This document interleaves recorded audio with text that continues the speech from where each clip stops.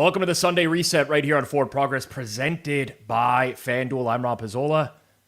I'll be joined momentarily by my partner in crime, Clive Bixby. I thought it was a fantastic week, too. We got a ton to break down. If you're new here, here's what we do every week. We're just going to zoom out on today, try to cut through the noise as much as possible, talk about what really mattered in each game, the surprises, the spots we nailed, the ones we whiffed on, coaching calls, injuries that are going to shape next week and the weeks ahead as well. Then we will flip it forward. We'll reset the board for week 3. We'll look at the openers here at FanDuel. We'll highlight what we bet now versus what we'd wait on, and we'll try to give you a sense of how we expect the market to move. For those who are asking about why no Sunday Night Football watch along, well, the whole point of doing this show, where we're doing it now after Sunday Night Football or when the game has been decided, is so that you can wake up to something digestible on Monday morning without us rambling about the primetime sweat. And I think for those who are tuned in live, guys like Wheels Up, 8-9, Ian McNeil, Clueless Better, good to see you. You don't have to watch us sweat the game either. You can just get the full breakdown and look ahead to next week. If you're here live, take 2 seconds, literally 2 seconds, hit like, hit subscribe so you don't miss the rest of our NFL coverage during the week. The chat is open. We always appreciate the comments, so jump in. We'll get into it. Joining me tonight, my partner in crime, Clive Bixby. How are you, Clive? Yeah, what's going on? I'm doing good today. Feeling good. Had an excellent football day, and it's much easier to do the show when the day went well. So I'm there. My Cowboys won. It was ugly, up and down game, but I'm just I'm feeling like pretty blessed. I thought the NFL card was fantastic today. Just like so many good games, quality finishes. I think it was just like a great card, Clive. Yeah, it was a lot of fun. I mean, Giants, Cowboys, Jags, Bengals, some survivor sweats too there too.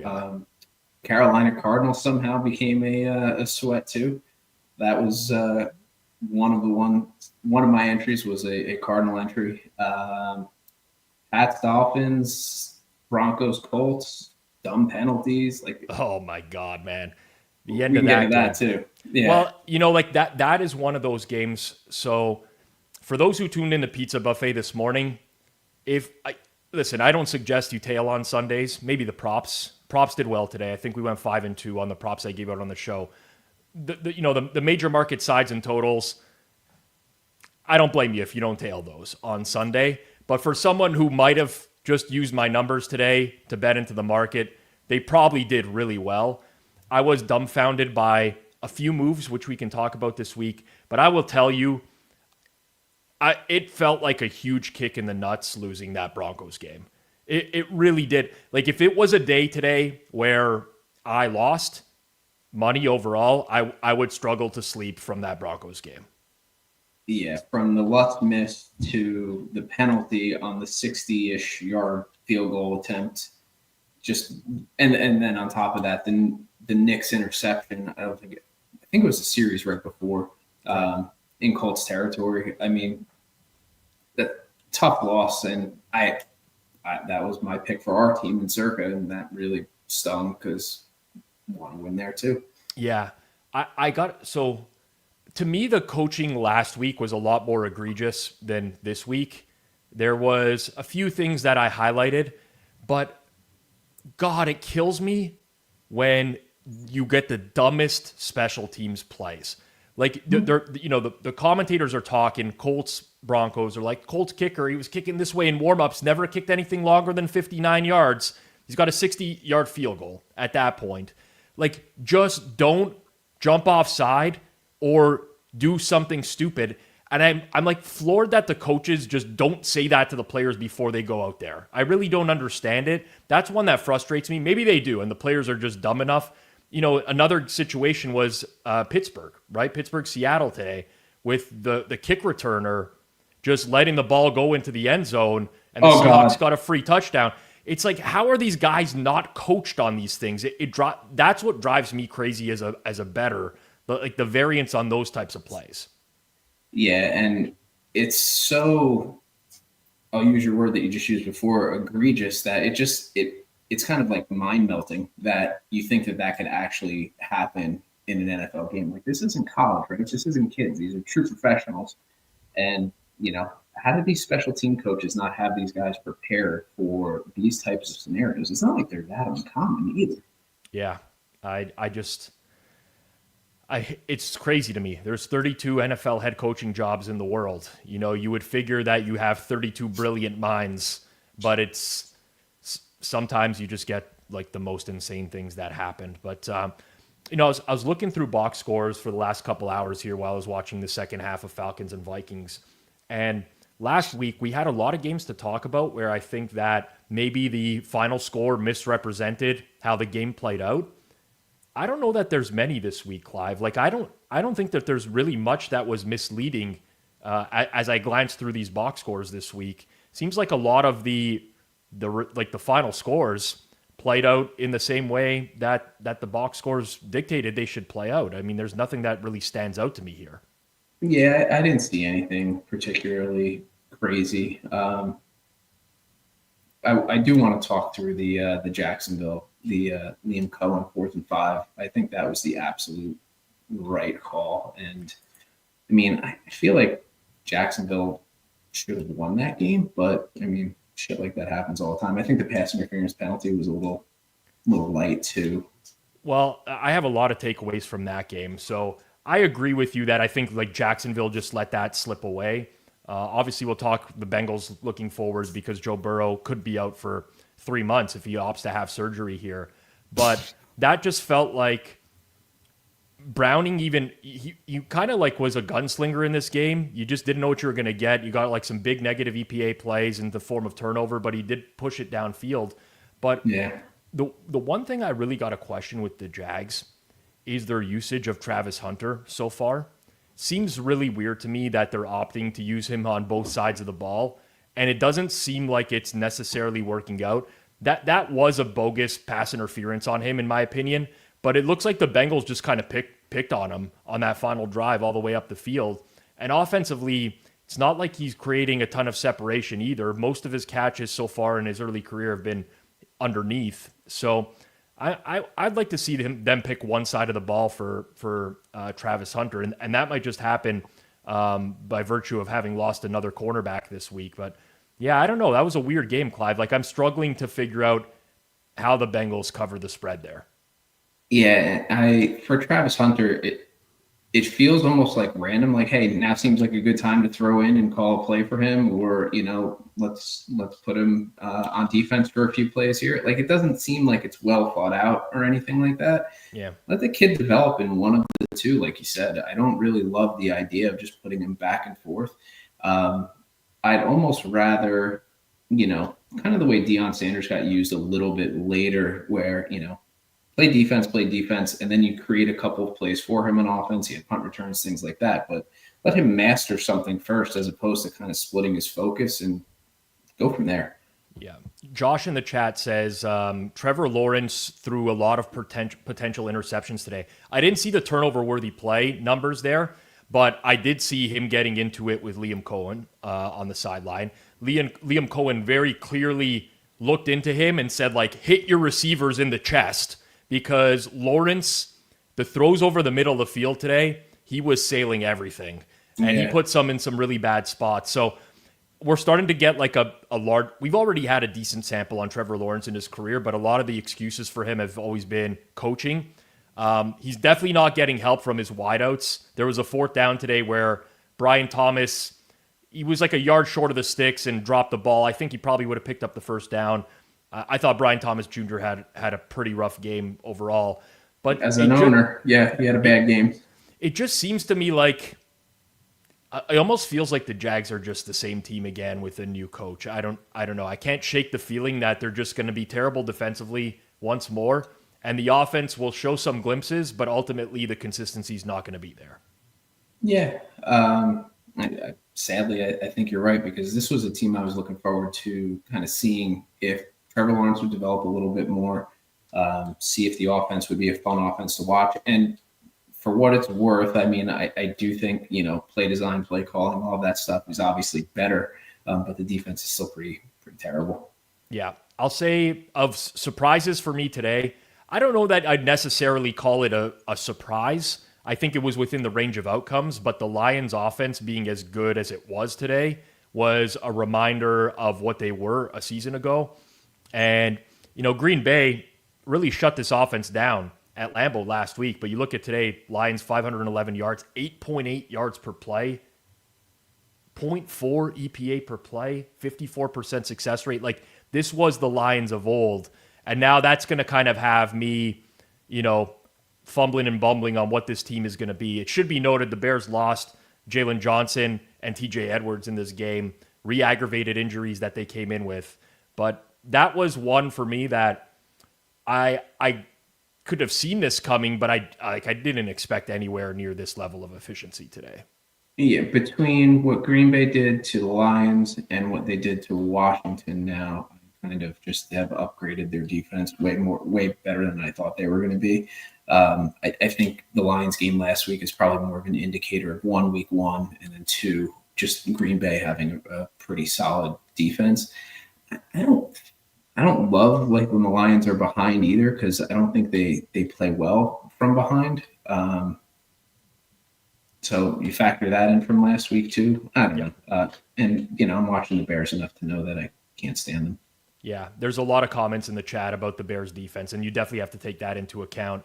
Goff indoors, I guess a little bit different playing outdoors last week.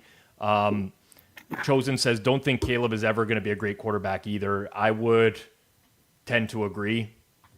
You've put him with a great offensive mind now, just struggles to hit throws, costly turnover early on in that game as well. So, 2 turnovers for the Bears. I think DeAndre Swift fumbled in that game, and that was the other one. Could be wrong on that. I'm trying to remember. I think Rome had a fumble. Yeah. I think. Yeah, there was someone carrying the ball up the middle of the field that did, but that was a blowout. My biggest wrong for the week was by far the New York Jets. The New York Jets got decapitated by Buffalo. They lose Justin Fields. They lose Jermaine Johnson. They lose Michael Carter. They lose Tony Adams. This was just like a case of Buffalo got out ahead and never looked back. I will say, I was actually pretty damn surprised. The Bills tend to invite the run. That's just like been their MO under McDermott. Let teams run on you, bog down in the red zone, try to create a turnover, something like that. They stacked the box very early against the Jets today, and the Jets just kept running into it. And there was just like a bunch of 3rd and longs early, which is not where you want to put Justin Fields. And I think that was the biggest takeaway from that is the Jets can be pretty one-dimensional. I think if a lot of teams might follow that formula of just do everything you can to stop the run and make Fields beat you with his arm. Pretty much. They were who I took in my other contest, and that fucking sucked. Because that was a wire-to-wire loser, pretty much. Yeah, that was one of those where got the bad feeling to be on the same side of the GRP release. It's 2 weeks in a row. I think he's picked the absolute worst team on the board to back. I think he's been ready for his nap within the second series of each of those games that he's chosen so far. Yeah. Tom Lyon says, this game told me the Steelers defense might stink and not Jets offense is good like last week. I agree. I'm happy today mostly because the games that I got market resistance on, I felt like I was on the right side in those games. I don't like getting bad numbers, right? But to me, the Seattle one was a big one for me. I had such a horrible number on Seattle. I was scared to even add, just because of the amount of market resistance. Obviously, some things went in Seattle's favor, including, the fluke special teams TD. But even without that, I thought they were pretty deserving. And there was some early Steelers voodoo in this game that I was pulling my hair out. There was a Seattle 4th and 1 that they went for that ended up turning into an interception, returned 50 yards the other way downfield. I was happy about this one. I am not buying the Steelers. And today they suffered some pretty big injuries as well. Alex Highsmith left the game. That defense, That defense has bailed them out for years, and it seems like it could actually be bad this year, at least with the roster that they're fielding right now. Yeah, I think we're seeing there are some really, really bad defenses out there, like 5, 6 super low tier defenses.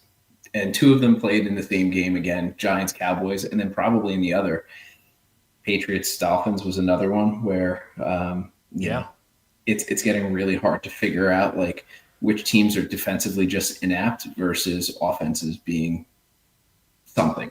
Mike Vrabel's supposed to be a defensive guy. Like Drake May won them the game today. That defense, it's laughable right now. I mean, the Dolphins are down 2 starting O linemen. I don't know. There was no creativity on the Patriots defense whatsoever. I thought that was really challenging to watch. Yeah, and I agreed with. So like as Seattle got past 3 today, honestly I didn't pull a trigger, but I didn't understand it. I just didn't think that it made a lot of sense. That was one where market went one way where I'm like, I don't really agree with this at all. Right.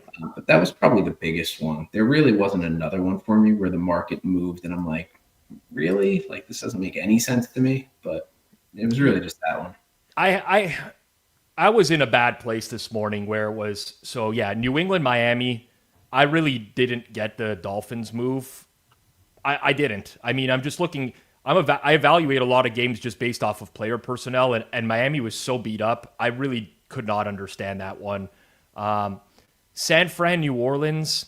You know what? I can admit that even though I won -3 there, that was probably a coin flip. But I'm pretty low on New Orleans. I thought San Fran had a good matchup there, so I really wanted to win those. Seattle, and then Denver, Indy was the other one for me, and I ended up losing that. But I don't know. I feel like I was hard done in that game as well. So all around, I'd rather get good numbers.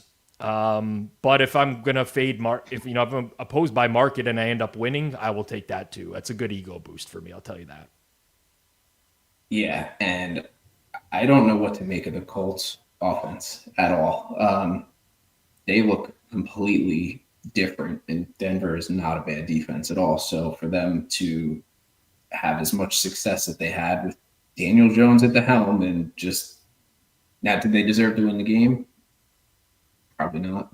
But they played much better offensively against that defense than I expected to. So they're one of the teams that I upgrade from like an offensive standpoint. Yeah, G-Stack says we forgot how good Steichen is. Steichen is definitely a coach of the year candidate right now. I mean, for him to pick Daniel Jones at the beginning of the year over Anthony Richardson, I think myself included, coming into this week, I was like, well, they did that against the Dolphins last year. Let's see them do that against the Broncos. And listen, there was some fortune in that Patrick Surtain left the game. He came back. And when he came back, he was actually targeted quite frequently. He didn't play well. I don't know if that was injury or him just being ass for that portion of the game. But ultimately, like you look at these Colts, the Colts haven't punted in 2 games. Like this is insane. This is Daniel Jones. So I think Steichen is definitely, he's making some moves there for sure. Yeah, I got to say though, and this is maybe one of my big pet peeves is just I understand what you have to do with the clock at the end of the game there, but to pretty much play for a 60-yard field goal, when you do that, I just don't think you deserve to win. I mean, they were trying to pick up yards, but it just didn't work. I agree. They ran the ball 3 times. I mean, Denver stacked the box with 8 or 9, and then, I get it, but at the same time, I don't think that that's the best way to try and win a game. Would have loved to see them mix in some play action on maybe first down, some misdirection or something like that. I agree with you. I don't like seeing teams get rewarded for that either. I mean, that was especially when I'm on the other side of the bet too. I mean, I was like, all right, good, fine. You want to shoot for a 60-yard field goal? Fine. Yeah. The Super Bowl rematch, Eagles and Chiefs. I didn't come away too impressed with either team after that one. Where are the good plays? There's no good plays. Yeah, like with the Eagles, you're either going to be glass half full or glass half empty. And I think the half full case is that the offense has got nothing going in 2 weeks, and they're 2-0. I don't even know the longest completion that Jalen Hurts had today. At one point in the second half, it was 6 yards. He had not thrown a ball more than 6 yards downfield, I think was the exact number. Eventually, I think he completed one to Devontae Smith, which was deep down the field. But that Eagles offense looks so vanilla. And the Chiefs, they hit the explosive play to Tyquan Thornton right after Mahomes misses an explosive play to Tyquan Thornton. You see a lot of purple on your screen there for those who are watching when we're pulling up the success rates and EPA numbers on runningbacksdon'tmatter.com. But it's just the Chiefs offense looks dysfunctional right now with the lack of weapons. I don't know. It was an ugly game all around this one. It's just getting worse and worse, and they cannot run the ball at all. And that compounds, I think, into the passing game too. Thornton found a way to get open a little bit late. I honestly can't believe how badly Mahomes missed him when he was wide open. That was shocking. Is it one play? Yes, but somebody just put in chat too. I mean, Kelsey's little bobble that turned into a pick. Good point. I mean, that's like a 9-point swing in essence. It was that play was minus 7.1 EPA for Travis Kelce. It's a massive swing, and that was like the best throw he made all day. Led him into the end zone. Should have been an easy catch for a touchdown. So yeah, definitely. I don't know. Philly, they seem to be winning unimpressive. It almost reminds me of the Chiefs from last year, oddly enough. Yeah. And you wonder when that's going to turn. But they're also so highly efficient on these late downs. Like they play like they have 4 downs so regularly. And I think anywhere that just makes them so Yep. hard to stop overall. Yeah, and their new OC is being very, very, very conservative with, and I don't know if that's his mandate or from above him, Sirianni, but I don't think, can they win this way? Yeah, they have a great defense. They have a great team. If they stay healthy, sure, they can win. But this version of the Eagles, I don't see as better than the Ravens, and I don't see them as better than the Packers either. Yeah, I think the Packers are getting upgraded very, very quickly in market now, where that's definitely a debate. That wasn't a debate, I think, going into the season. Micah Parsons, that'll do it. Yeah, honestly, he might actually be an undervalued player. I know that sounds nuts, but you see it with certain guys. You remember TJ Watt, on off splits for the Steelers, and everyone would be like, "Oh, TJ Watt, he's like maybe worth half a point." It's like, are you sure? Because the defense gets insanely worse when he's not on the field. And Parsons with the Cowboys had insane on off splits. He already has them this year with the Packers. He just wrecks games. He really wrecks offenses, and it's from one end it's fun to watch, and then on the other end, I'm pissed he's on the Packers. Yep, I agree. Game of the day had to be Cowboys Giants, though. I don't say that as a Cowboys fan. I think for a neutral, like if you had someone never seen an NFL game before and you were going to show them a game that would get them into the league, I think Cowboys Giants would be the game. I thought it was electric. Of course, Clive, 1 week after me going on a rant about why the hell is Russell Wilson even starting in this league, he puts up some insane numbers, albeit on basically a college defense at this point. Yeah. But it was nuts, man. Like I truly did not even with Deron Bland out, I did not expect the Giants to be able to expose the Cowboys D like this. That was a hell of a game. Yeah, I mean, when Russ can throw a deep ball, and he's got Neighbors, and God, Neighbors look good. So that not a bad pick in our Hammer fantasy league for me there. He probably single-handedly won me the week. Yeah. But I still think the Giants' best path forward is to get Dart in the starting lineup. Yes. They brought him in for like 1 or 2 plays today. It was just really weird. I don't know if they were just trying to show something different or if Russ, took himself out or anything like that. I have no idea, but that'll be interesting. Best picker of all time. I mean, you got that going for you. I mean, Aubrey he's a cheat code at this point. He's a cheat code. I will say, like, this is the first time I'm a pretty jaded Cowboys fan, and it's only a win over the Giants, and they didn't even cover the game. But I saw Schottenheimer's post game in the locker room, his first career win as a head coach, and that was like the first time I really gotten fired up as a Cowboys fan in a long time. It was a lot of emotion there, so I thought that was cool. That was nice for me today. Plus, I bet some Giants right before Hitman released it this week as well. Not because he told me, but because I predicted that was what's going to be the release. So I was, had it. But that OT was nuts, back and forth. And I'm not sure either of those teams are any good, but it was an entertaining game. We haven't touched on Panthers-Cardinals.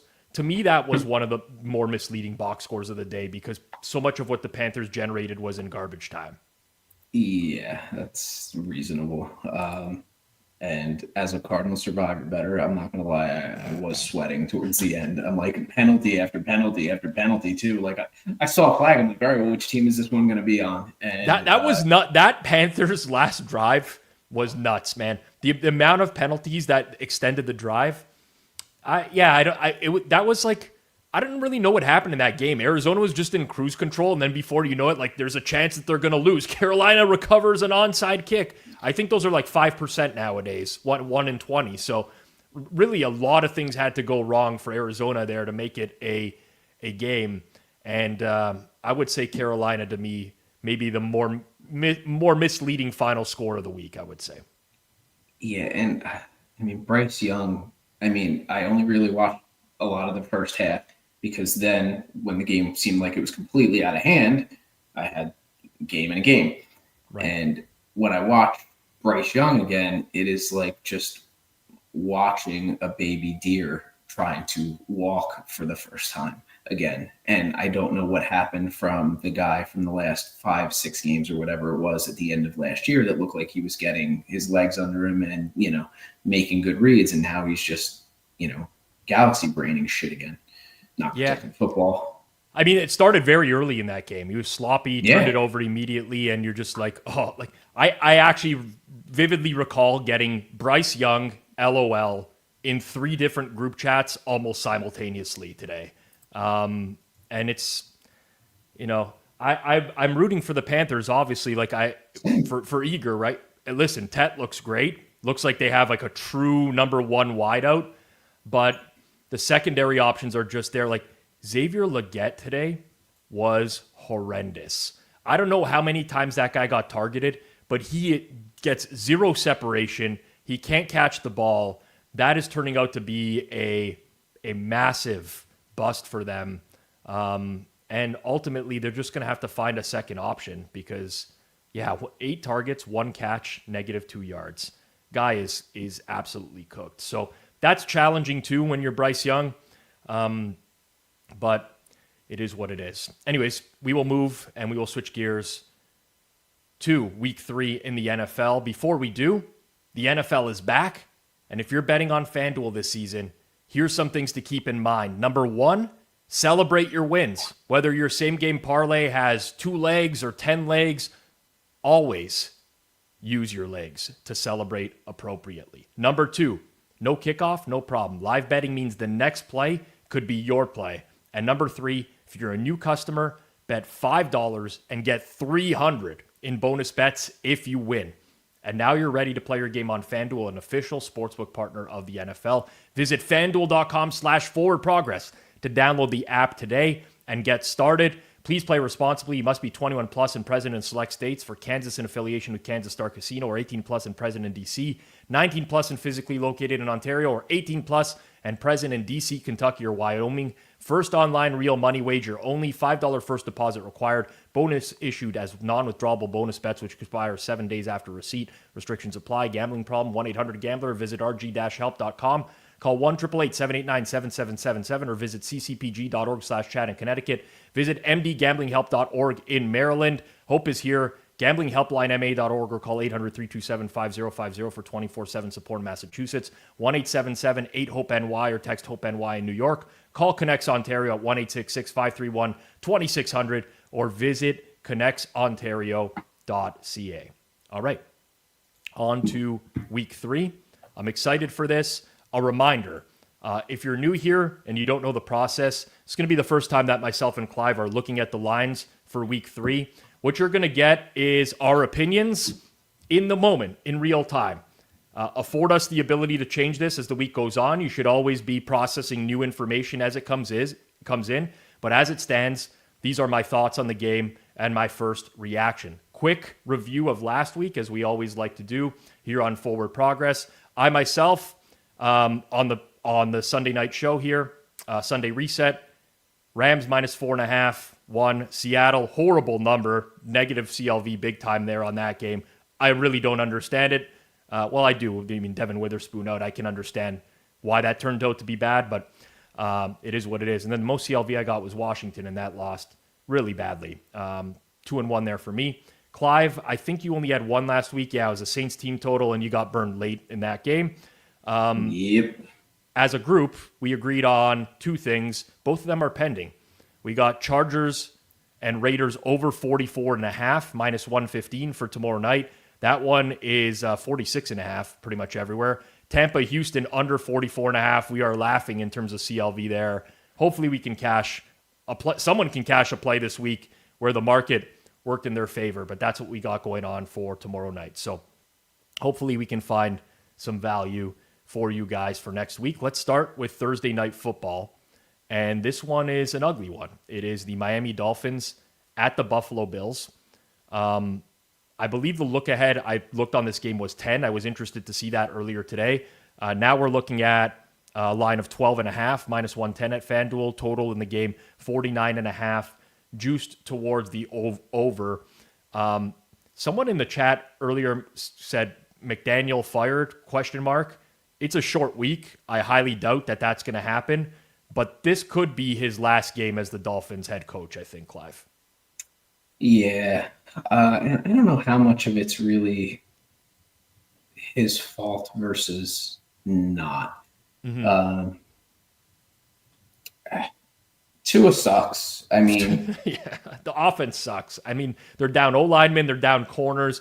I honestly don't know a coach that would be able to go in there right now and salvage what's happening.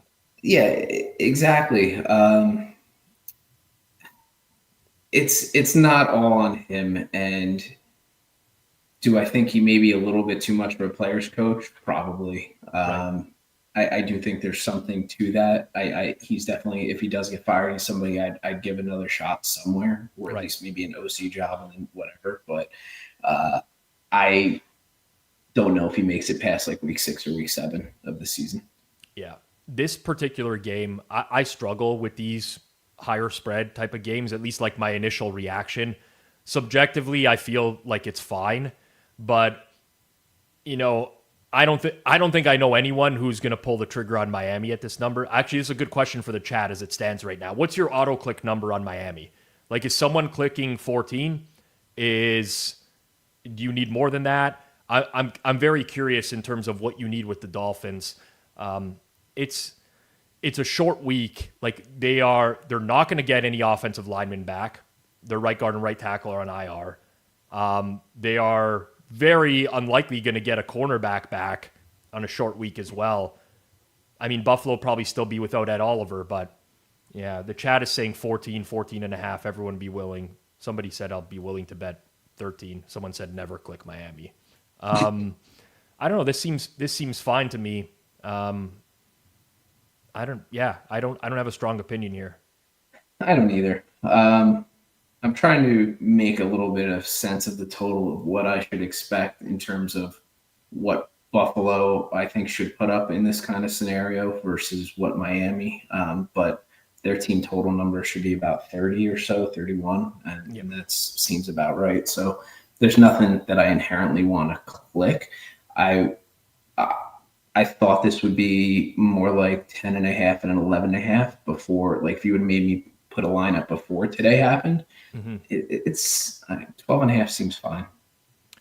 Brandon says, why is this total 49? Is it weird that I don't know if he wants the over or the under? I'd actually be curious there. So like, I bet I lost on some Buffalo Jets over to that. Buffalo Jets was a disastrous game for me all around. That if I erase that game from today, I'm laughing. But I lost some over there, and Buffalo got out to a lead and then just kind of sat on it. So Brandon's saying the total should start with a 5. I get that, but I think there's just a lot of scripts where Buffalo really sits on the lead here. I think there's a lot of things that end up similar to today, with Miami with a slightly better offense and maybe not a slightly worse defense than the Jets, a worse defense than the Jets. I might look at like a Miami team total under, like if I was looking to do something in this game, but nothing that I feel strongly enough about right now. See, like I could talk myself into Miami a bit. I won't, but really the game was decided on late downs today. I mean, Drake May converted a lot of third and mediums, third and longs. Miami's late down EPA was horrendous, negative 0.23. You know, a little bit of better luck on late downs, and it could have changed, but... I mean, was Miami getting any pressure today? I didn't watch a lot of that game. I saw a lot of Drake May and some of his late down play. I did see that, but I don't remember Miami doing much to get pressure either. I didn't think Miami's defense did much, even when Morgan Moses went out for at right tackle for the Patriots. I will say they forced a lot of third downs. They just couldn't get off the field. Like early down stuff for New England seemed pretty predictable again. I really struggle with the coaching of the Patriots. We'll get into that afterwards, but aside from that, I think maybe we've already spent too much time on this game because I don't have a strong feel. We'll move on. Green Bay's going to be on extra rest. They go out on the road to take on the Cleveland Browns. Cleveland shellacked today by Baltimore. Fanduel is at Green Bay 8.5 minus 105. Most other books are at 8 right now. Total in the game is at 42.5. You have any first thoughts here, Clive? On the spread, it actually seems a little bit light on Green Bay, but that's just my initial thoughts. But I have a hard time doing that on the road in Cleveland. Cleveland does have a relatively good defense. What did Cleveland Baltimore close at today? 13-ish? 12 Yeah, 12.5, I think, yeah. Yeah, maybe this does feel about right. I don't have interest in Cleveland at 8.5, but I might have interest in Green Bay. The total seems low to me. So does it. So same to me. So I think I would lean Cleveland at this number, but there's a lot of upside for Green Bay lost Jaden Reed. I think they can overcome that. I'd be looking to see if Zach Tom will be back on the right side of the O-line. Although the O-line held up well against the Commanders, it's going to be a different story against the Browns. So I would really want to monitor the O-line situation before betting this game whatsoever. But I could see a scenario where Green Bay does get Zach Tom back on the O-line. Aaron Banks, less important, their left guard. Jack Conklin potentially back on the Cleveland O-line. I think for the caliber of Green Bay's offense, that this number is a little bit low. And I also think that Flacco brings a lot of variance. Like he plays aggressive. He throws into tight windows. He will turn the ball over on his own side of the field. Like he's not scared to push the ball. And I can see that causing like all sorts of crazy outcomes against the Packers who are going to generate some pressure. So I think this number is low. I just can't bet it early until I see what these O-lines are going to look like. Yeah. What do we think what would the team total be in that scenario? Why am I not mathing this in my head for Cleveland? So like 25-17 is a predicted rough final score at this spread. So you're probably looking at, you want the Cleveland team total? Yeah. It's probably 17.5 juiced under. Yeah, I think I like that look a lot. I don't know. Am I alone there? Because I mean, Cleveland struggled mightily today to move the ball, and Yeah. great that they were able to have a little bit of success against Cincy. So under 17.5 is juice pretty heavy. So not at that price. See, like I think of this game, maybe not as big a blowout as Cleveland Baltimore, but I think when Cleveland gets behind the 8 ball and they're chasing the game, that's going to lead itself to overs. I do. They're not scared. It's not checkdowns underneath. They'll push the ball downfield, stuff like that. I'd have to do more work on this, but right now I have a pretty strong lean towards the over in this game. O-line dependent for both teams moving forward. Yeah. So no play for me.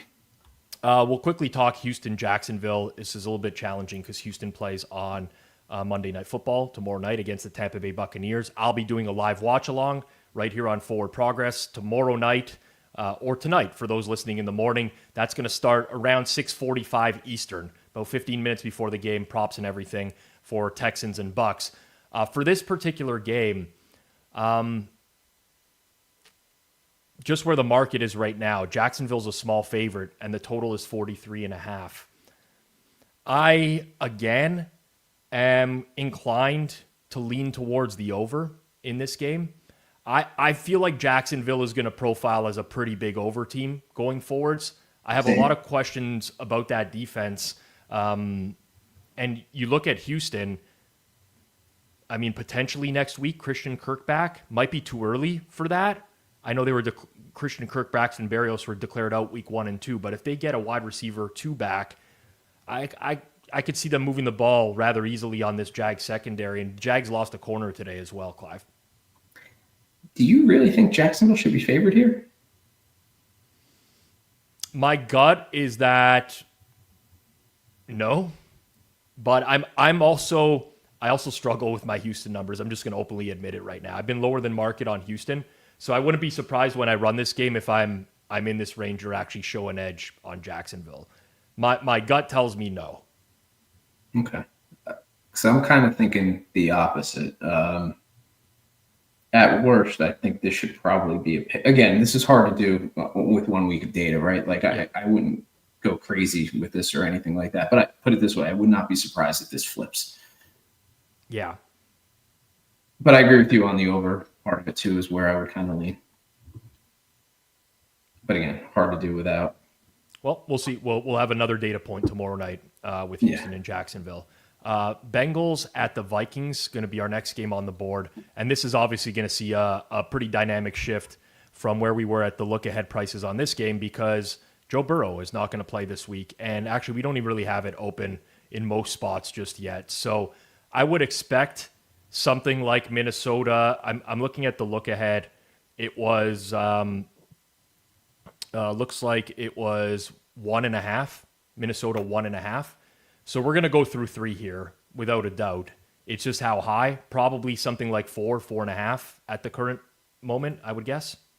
Yeah, that's what I see in a couple of different spots. I mean, I don't have the numbers from how much markets moved. Like when Browning was playing a lot a couple of years ago, I was thinking somewhere between 3 and 4 points, but I mean, nothing kind of firm. So that really does make sense to me.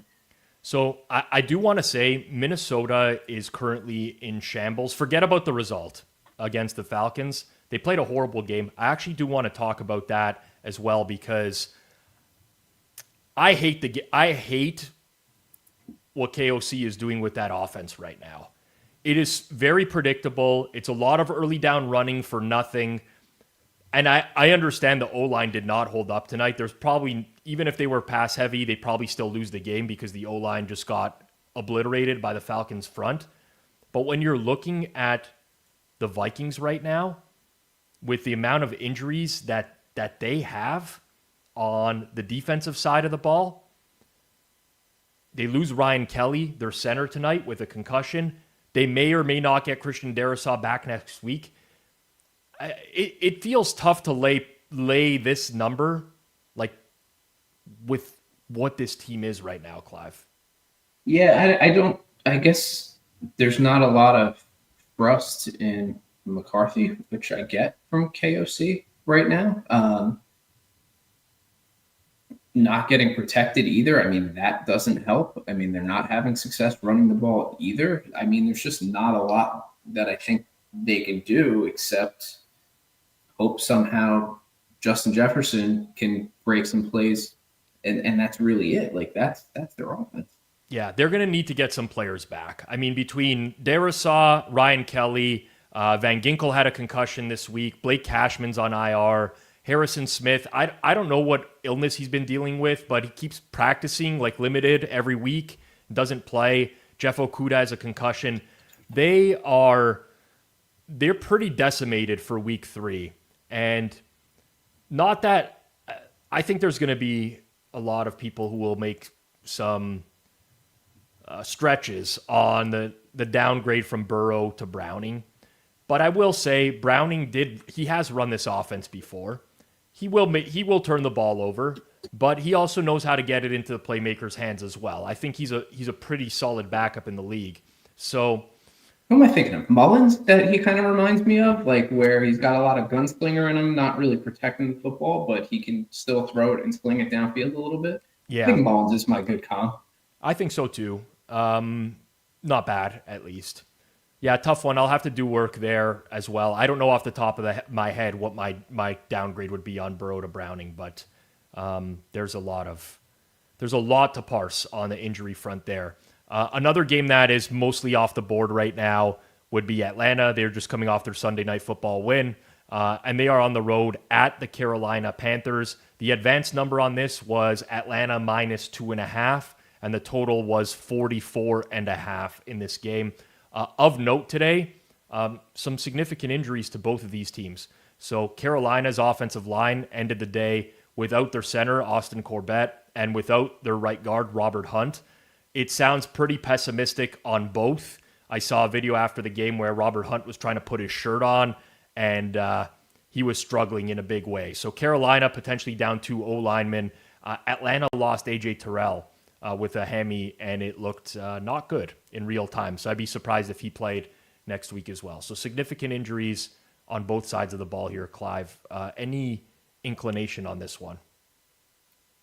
It looks like this moved a good chunk already since like what the look ahead was. It's got to move through 3, does it not? Atlanta looked really good defensively tonight. I mean, I wouldn't be surprised when I do my work on this game if I even have Atlanta closer to a 4-point favorite, to be honest with you, if you're going to factor in those Carolina injuries.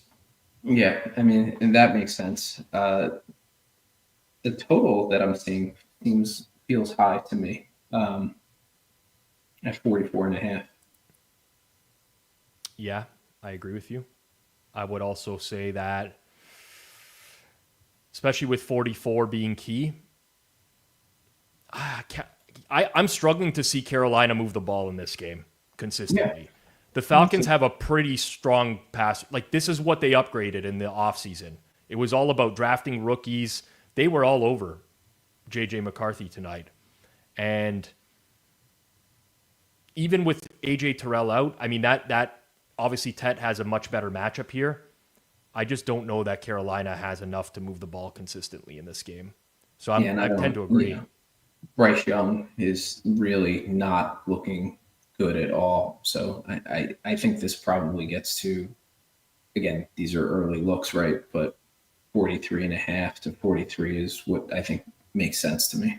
I mean, I see a 45.5 on the board right now. It's in one spot. Most of the books that have posted so far are 44.5. Down 2 O-linemen on the interior.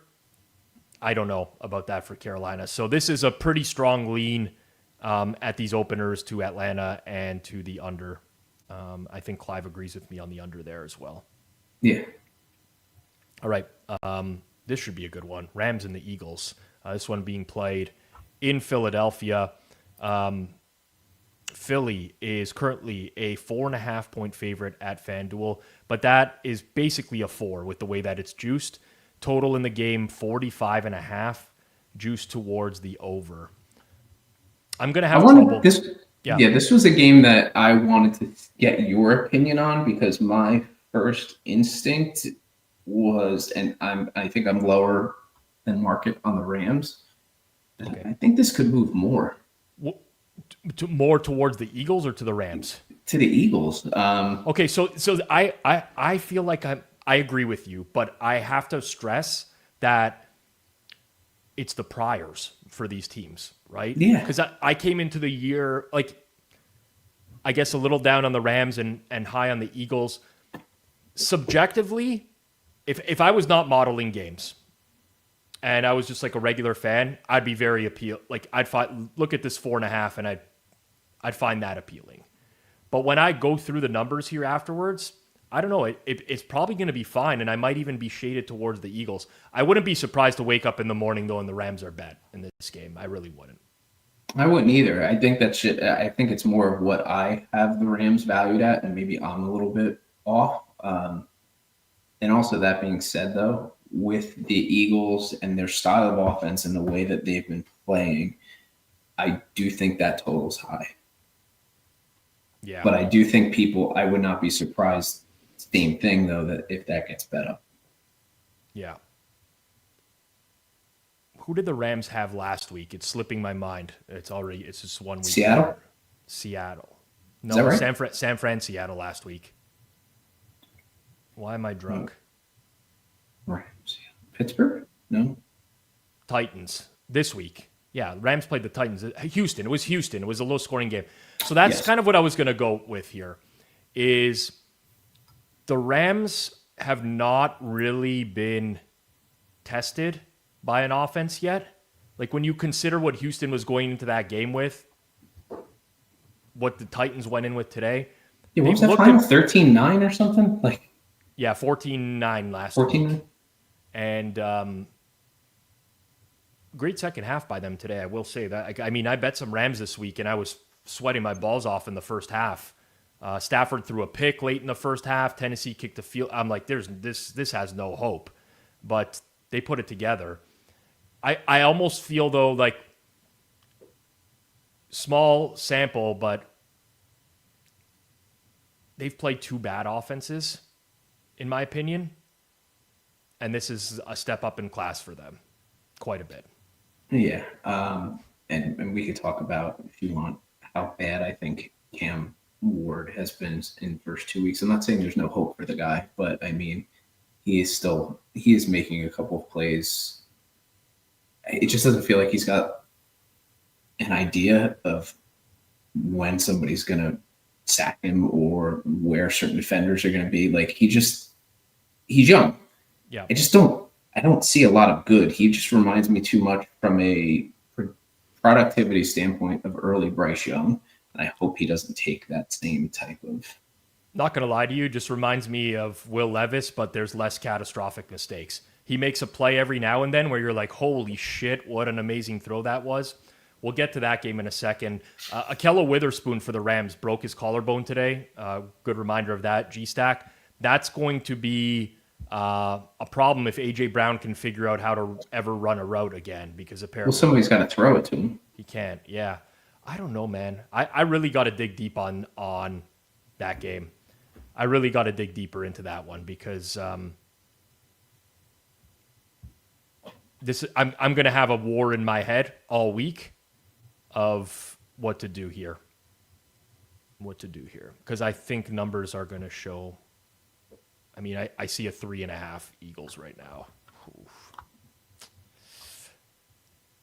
Takes a lot of power not to click that one. That was kind of my instinct of this. Just intuitively, I 3.5. That's where I say it. Never mind. Yeah. Las Vegas, Washington. So we haven't seen Las Vegas play yet. They are the second Monday nighter against the Chargers. Fanduel has Washington -5.5, -118. Some other books are a flat 6. Total in this game is 47.5. Juice to the under -115. I guess it was. I guess I never really had a shot to have a total lower. Where, my feel is I want to bet the over in this game, but I actually don't want to do it at this number as of right now.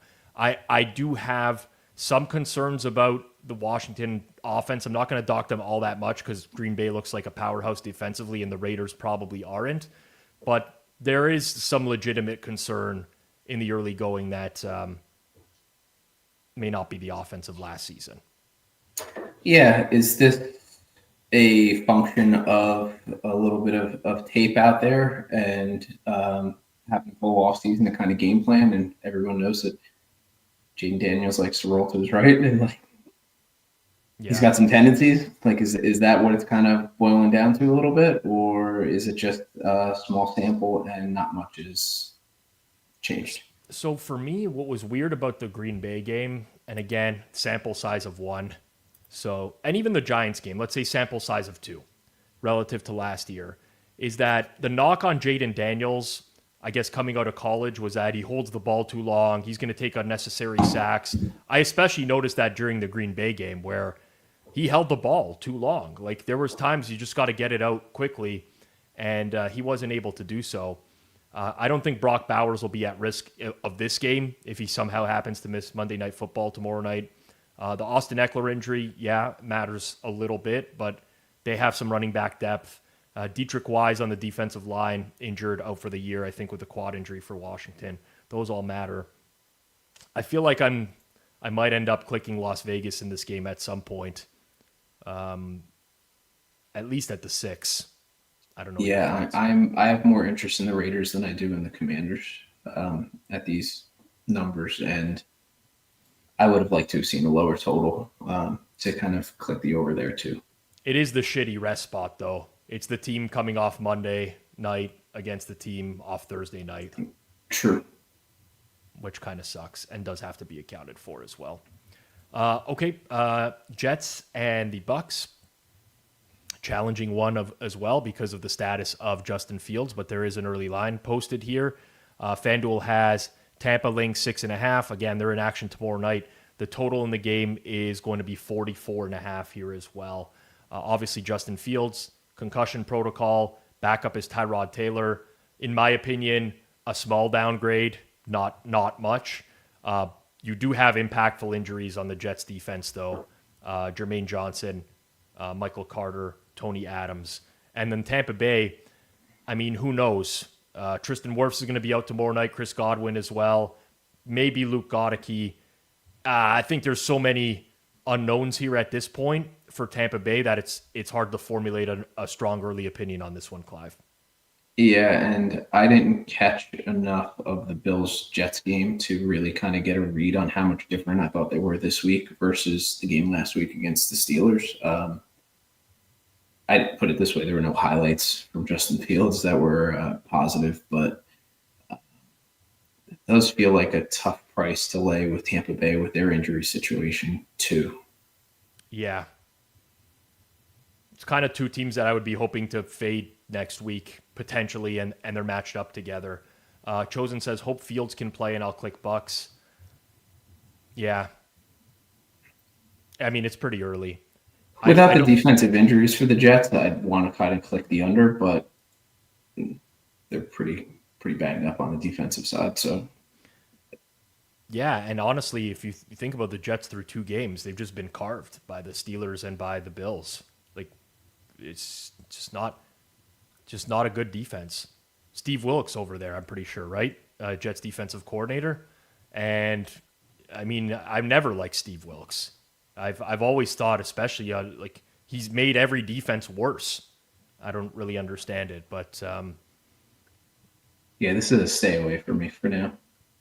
Okay, now that we're over the teams that are in action tomorrow night, I guess with the exception of the Chargers, we do have an AFC battle between Pittsburgh and New England. Pittsburgh is a small favorite on the road, -1.5, -105. Total at FanDuel, 44.5. Juice to the under, -118. The total I have these 2 teams as over teams. Yeah, I agree. But not at that 44.5. No. So I will say this. I advocate for playing at FanDuel as much as possible. I love doing this show and then post the early numbers here. And I'll have a FanDuel account till the end of time. They come in very high on this total relative to market. So you can look at it in one of 2 ways. You could say this is a valuable number on the Patriots Steelers under, which is a fine way to look at it. I think I want the over in this game. Mm-hmm. I mean, again, talk about a defense that's banged up. Pittsburgh is is in shambles defensively. I mean, listen, they might get players back next week. Maybe Derek Harmon comes back off the knee injury, but Joey Porter was not practicing this week. He's got a hamstring injury. He's probably not playing. Top corner for them. Starting corner. Deshaun Elliott still out. They lost Alex Highsmith today. They lost Isaiah Loudermilk today. Both have high ankle sprains, so it's very, very unlikely they're going to play. Like, you're looking now at 5-6 significant pieces on the Steelers defense being out for this game. You got to monitor Morgan Moses on the Patriots offensive line as well. But I think anything sub 44, this is an easy click to the over right now. 100%. Easy. We don't have to give ourselves the best number in market, as actually somebody just clicked the best number in market. But these 43.5s, I would say over. I think there's going to be split opinions on this game, by the way. I do too. Steelers looked bad today. Patriots kind of looked good. And I think the zigzaggers are going to be one. I'm not going to understand the line movement in this game again this week. I can tell you that. New England got faded heavily this week. Pittsburgh got bet heavily. Just based off of that, my immediate thought is I don't have to rush to bet New England right away, but I probably will bet them at some point over the course of the week. I kind of think at some of these, again, there are different prices in the market. I think there's a chance that Steelers take a little bit of money, and then you might get a good price on the Pats later if that's the side that you like. Yeah, I'm very interested in side and total here, I think, as it stands right now. Definitely injury reports to monitor as well. Colts and Titans. Colts minus 3.5, minus 102. Titans plus 3.5, minus 120. Early line at Fanduel. Total in the game, 43.5. I saw Colt earlier say, what is with this? Yeah, it's Indy, Tennessee total should be 46, or am I fucking nuts? Well, I don't think it should be 46.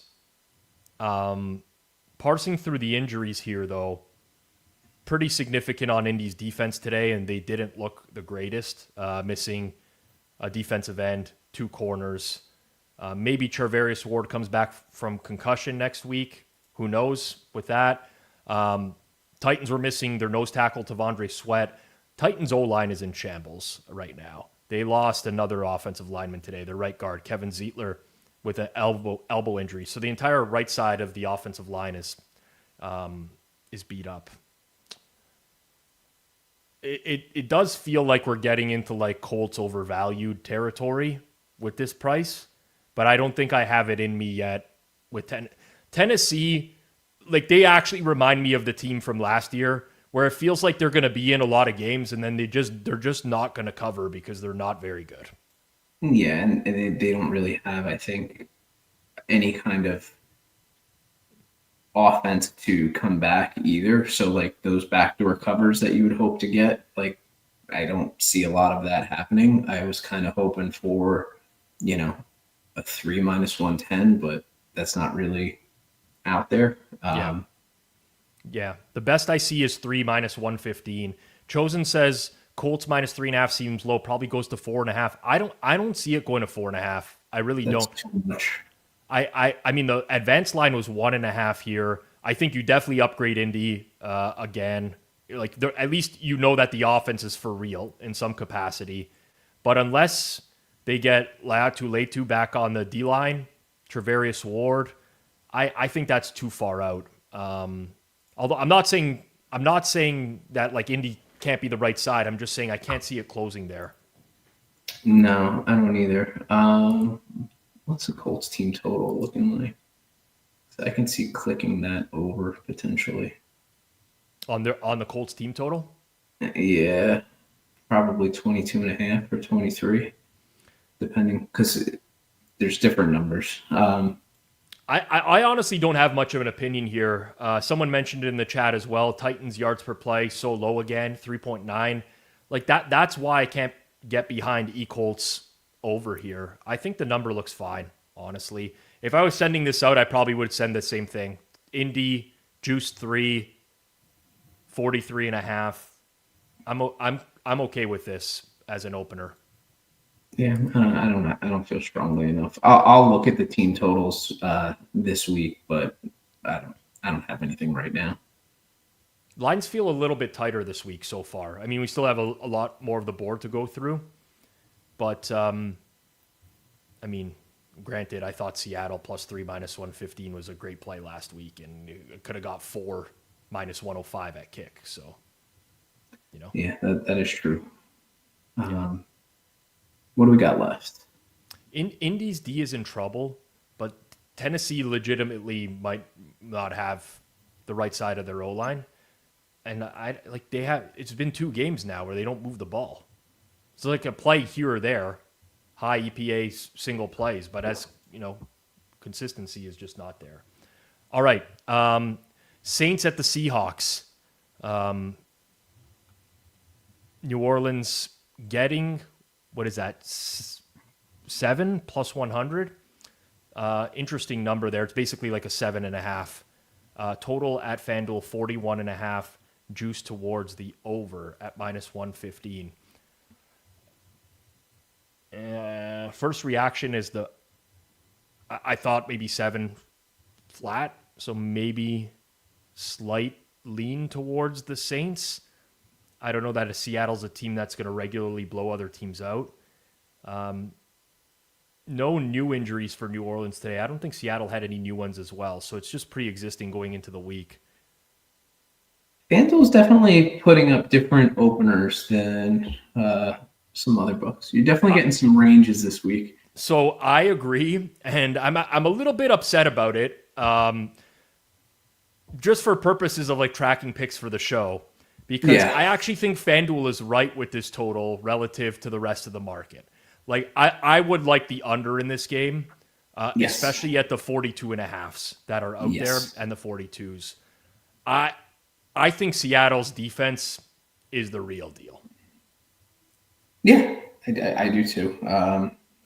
And Saints got home from a total perspective this week, but I don't think they played particularly well offensively at all. I think they'll struggle next week versus this team. But I do think that asking Seattle to lay 7 juiced is tough. Yeah. I might when I run this, I wouldn't be surprised if I'm below 41, to be honest, on this total. Yeah, but that wouldn't surprise me at all. So that's the first one that leaps out the board. I mean, other than the New England Pittsburgh over, I think the Seattle New Orleans under. I just don't have a lot of faith in the Saints to be able to consistently put together drives. Today, not bad again. Like, I don't want to say that they're a horrible offense. 4.6 yards per play today, 44% success rate. Not bad at home to the 49ers. But I'd have to look at how that kind of happened because I feel like more of that happened later when they were down a couple scores than happened, in neutral game states. Agreed. And I think Seattle's D just did a really, really good job for 2 weeks in a row now of holding both the Steelers and the 49ers below expectation offensively. Yeah. Okay. Keep it moving. We got the Denver Broncos at the LA Chargers.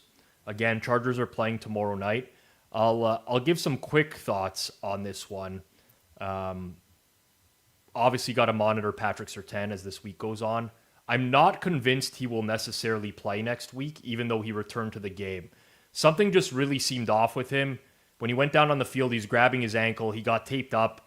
He just didn't seem the same after that. Who knows, though? It's the NFL. And then was getting targeted and, yeah, having some success against him. So that's not a normal scenario. Yeah.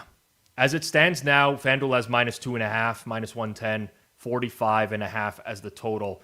I would love another data point for the Chargers. Subjectively, with the way that the Chargers played week 1, I feel like, we bet they're over against the Raiders tomorrow night or tonight, again, if you're listening on Monday. I feel like the total could be a bit low here. I also wouldn't mind a flat 3 with Denver, potentially, if the Chargers look really good. Yeah. At this price, I do like the Chargers a little bit, but not a ton, and I was kind of having the same thoughts in terms of a total.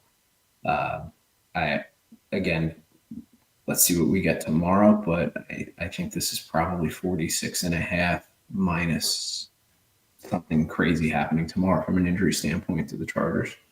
Say what again? Says Denver defense really needs Dre Greenlaw back, which I think he got in a late practice and didn't play this week, or at least an early week practice. We'll see. I think it's maybe close to a 50-50 for him next week.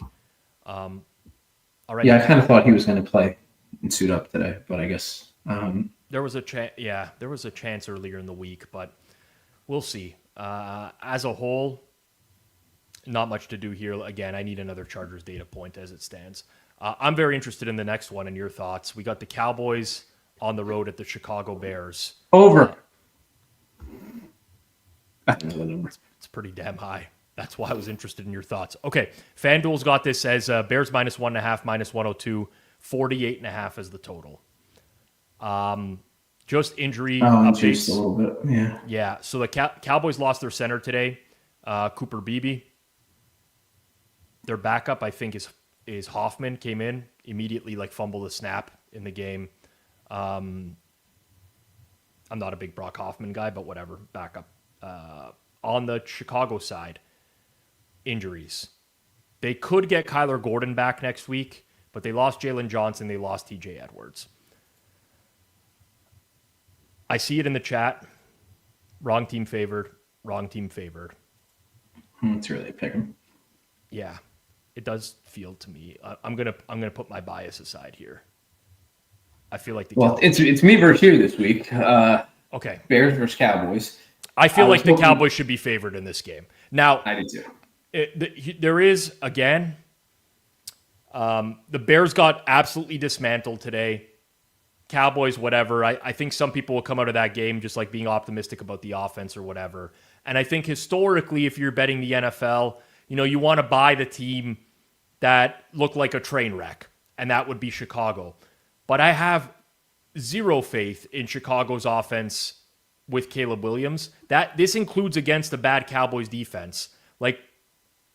I am much more confident in Dallas being able to move the ball on this battered secondary and over the middle of the field. I feel like this might flip. I honestly do. Oh, I do too. And especially, I think GRP chose the Bears, so that helps make me lean towards the Cowboys. I was hoping for the total to be around 47.5. And I just looked, and that's what the I guess that is what the look ahead was. I didn't know that. I don't know about you.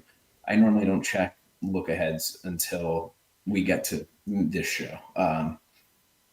Yeah. But 48.5, which is closer to 49. I still think there might be a little bit of room to move this up, but it's not a clear click right now. Yeah. GS says both front sevens in this game are garbage, so much so that the Cowboys signed Jadeveon Clowney today as a free agent. He might actually even end up playing next week on limited snaps if he's in shape. So that'll be a slight improvement for them altogether.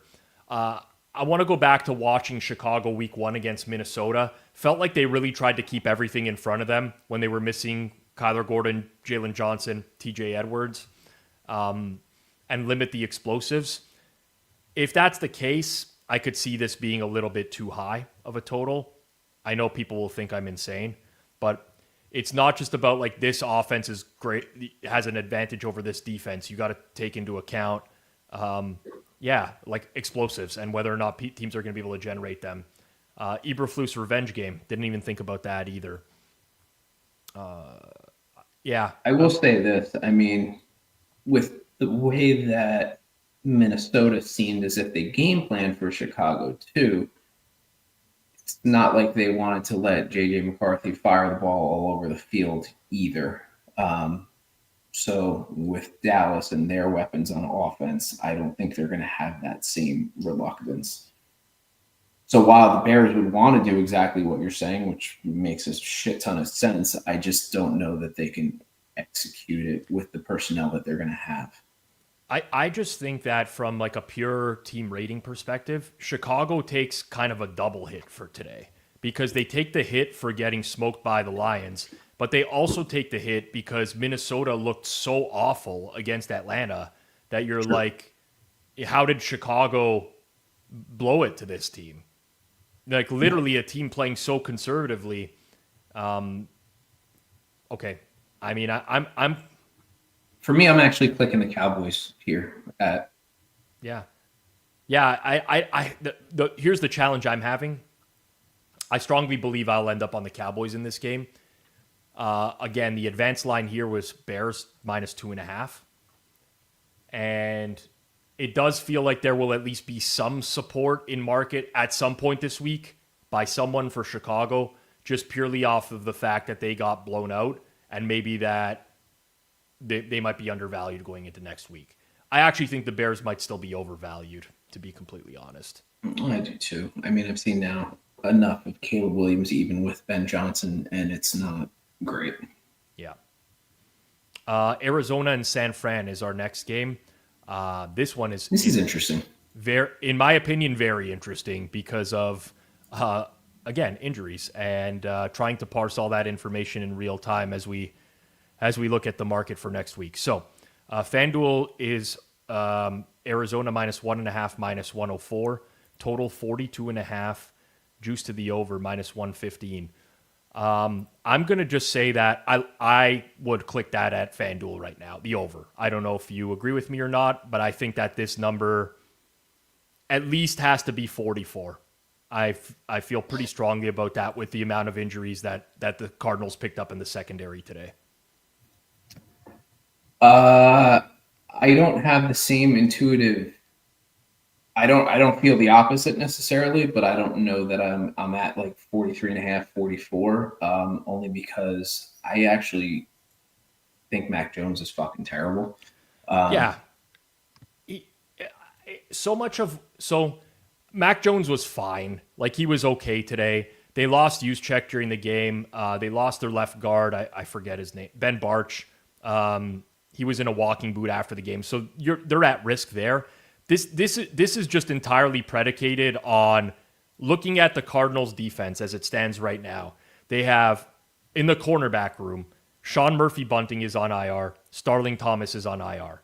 They lost Max Melton today, Garrett Williams, which sounds like a long-term knee injury, and Will Johnson with a groin injury. They're down like their top 5 corners, essentially, next week. And it's just really hard to play in the NFL with that. So I would expect market support for San Fran as well. But I just prefer the over at this current price. I see it. I mean, I definitely see, the path to that. I'm just a little, I think, slanted in my Mac Jones hate. I don't like Mac Jones, but I feel like he could have gave the ball away more today. I feel like he was trying to give the ball away, and the Saints didn't take it. Yeah, the Saints defense is terrible. I'll give you that, but the Cardinals defense down the stretch was getting diced by Bryce Young. Once all these injuries came into play, and yeah, that's true. My whole thing with the 49ers is so By the much. way, this moved already. Yeah, listen, I say this every week. If you're listening after the fact, I do appreciate you listening after the fact, honestly. Same. And maybe you take a bunch of stuff away from this, but in real time, it's a market. There's a lot of demand for stuff, and only a finite supply of 42.5s out there on the total. So, yeah, that's a tough one. But I feel like so much of the San Fran offense is dictated by scheme. It is. Really, yeah. Yeah, Sammy just put it right. Like Mac Jones in a Shanahan system is fine, and I think he'll game plan really well. I think that's why I could see some market support for like you said for San Francisco too. Yeah, officially on my card, I want the over there, but yeah, I don't know, man. I feel like, I mean, I see some pluses in front of San Fran right now, and I'm wondering. Maybe just click that. What is it? Basically pick them? Yeah. So Arizona's small favorite. The money lines at Fanduel are -112, Arizona -104, San Fran. Okay. Yeah. That's the like cluster injury of the week that I would be most concerned about. That tracks. Okay. Next game on the board, Sunday Night Football. Night.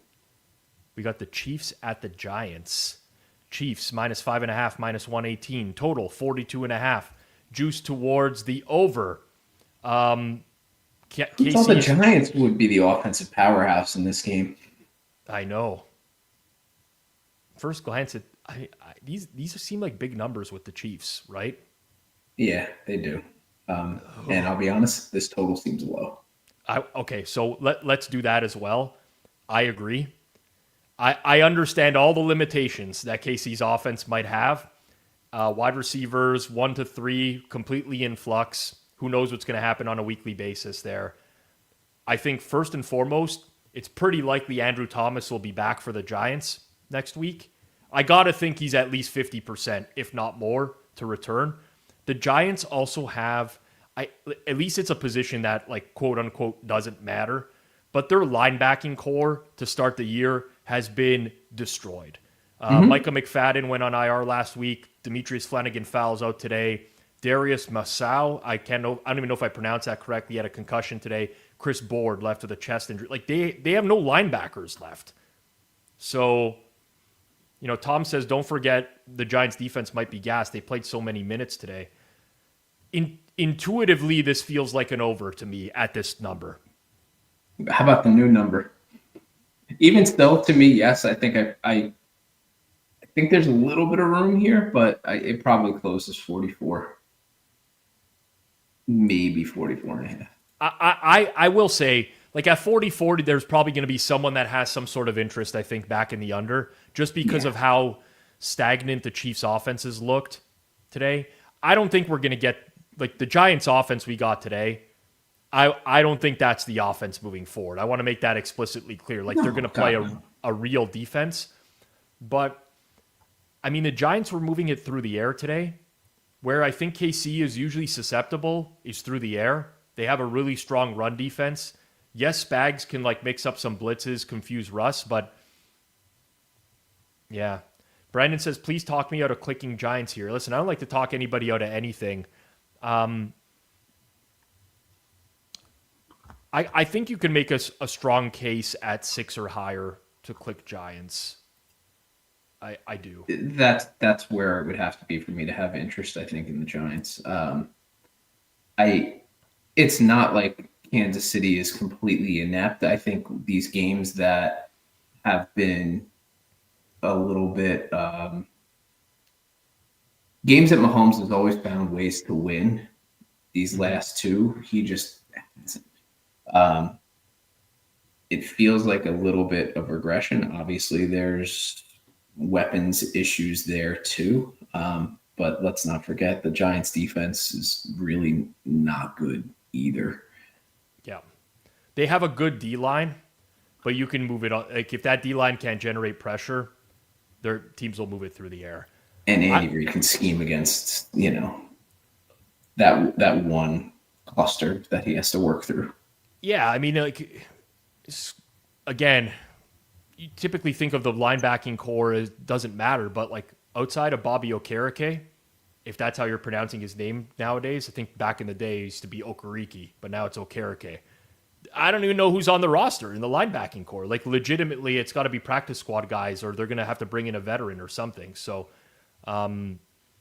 yeah. Well, and those are the types of throws that Mahomes has been kind of attacking. So that's why I think this is a really good matchup for them. Yep, I agree with you. We'll end it off with Monday Night Football, and this should be a good game. It's the Lions at the Ravens as it stands right now in market. I agree with you in terms of, I'll talk about this in 1 second. The line at FanDuel is -5.5, -118. The total is 51.5. What I was going to agree with you on, Clive, is it actually looks a lot this year like FanDuel is actually posting some off-market stuff in the early going here and just trying to get some action in the early going. Most of the market is painted 6. I guess if you I think they just want to hear what we have to say, and then if we say something, then they make their adjustments. I mean, you could go to an alt line in this game, and you could probably still get the 6 stats everywhere else in market. Few injuries of note on Baltimore's defense today. Marlon Humphrey left with a groin injury. Jair Alexander was healthy scratched today. John Harbaugh said he's just not in shape. So we'll see how that goes next week. The big one for me is Kyle Van Noy left with a hamstring injury. On the Detroit side, Marcus Davenport left with an ankle injury. Davenport's pretty old now, but they have some defensive linemen that are still on the PUP list and on IR. Man. If you were just going based off market numbers, in all honesty, this line makes sense. Yeah. It just feels like a lot. Doesn't it? Chosen says, I want nothing to do with the Lions on the road, but they will get my money at 6. Shit. That's kind of how I feel. Yeah. There's a strong temptation with the Lions here at this price. I also wouldn't mind if the total got bet down a little bit and I could get an over 51. I could see fireworks here. Yeah, 100%.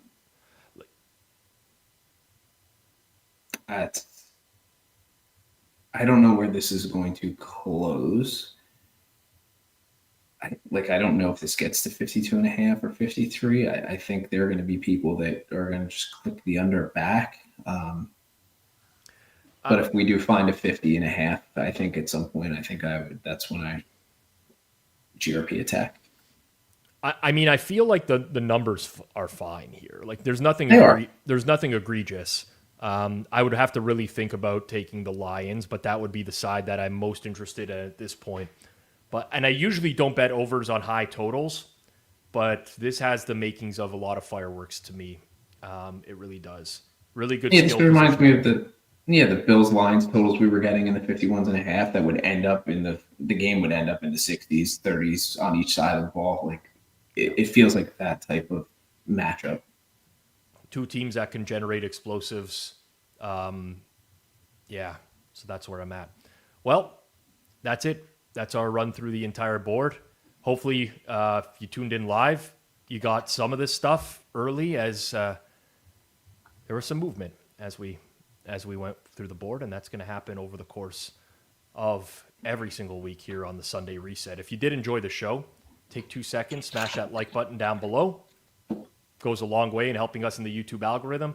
Of course, as well, make sure you're subbed here on Forward Progress. Just a little programming note for tomorrow. Over on the Hammer HQ YouTube channel, we got Hammer Daily. That's at noon Eastern time. There will be Monday Night Football previews in full for both of those games from a props perspective. All sorts of stuff happening there. And then back here on Forward Progress, you're going to want to watch the live watch along with myself and Takes by Jason Cooper.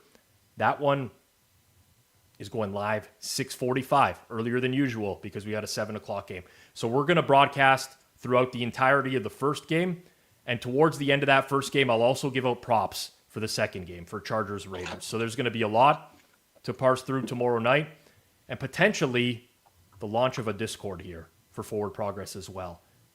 I'll be in it tomorrow night for the Raiders Chargers. More announcement on that tomorrow on Hammer Daily and on our Forward Progress live watch along tomorrow night. But really excited to get the Discord going as well as we do these shows. Then we sign off. There's nowhere for us to go and chat about football afterwards, so we'll do that in the Discord going forwards. But appreciate everyone who tuned in tonight. For myself, Rob Pizzola, for Clive Bixby, for our producer behind the scenes, Caustic Arrow, Pascal Prince. This has been an edition of the Sunday Reset here on Forward Progress presented by Fanduel. Peace out, everyone. Have a good one.